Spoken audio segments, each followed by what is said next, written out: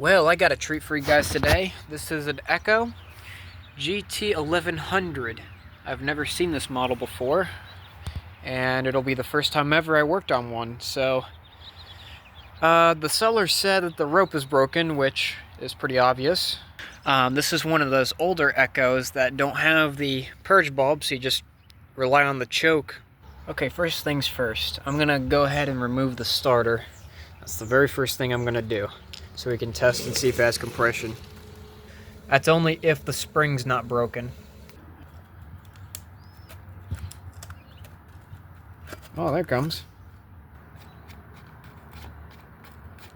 Alright, let's see what kind of damage has been done. Oh yeah, that spring is no good. Look at that. Yeah, there's no using the spring anymore. Okay, so here's what I'm gonna do. I have two Echoes, and I'm wondering if I can temporarily fit the starter on one of my other Echoes to this weed eater and see if I can get it to run. See if it's compatible or not. Okay, I finally found a starter that fit the unit. I had to take it from my Echo PB200, which is right there. I tried the SRM 230 starter, but it didn't fit, so... Anyway, I'm gonna go grab my compression tester. I'll be right back. Alright, let's remove the spark plug.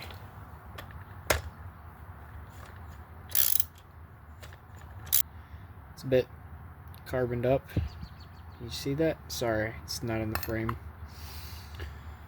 Alright, let's bust out this compression tester.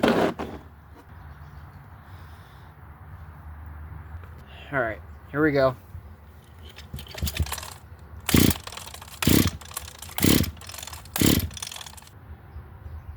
That's pretty good. So I'd say this engine's worth repairing, so I just gotta go find a starter for this thing. And this thing will be in pretty good shape. But before I order a starter for it... Alright, moment of truth. Let's see if she fires off on carb spray. Okay, switch should be up. Alright, here we go.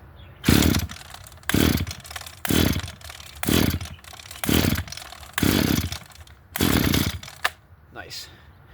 Alright, well, I guess I'll make a part 2 of this.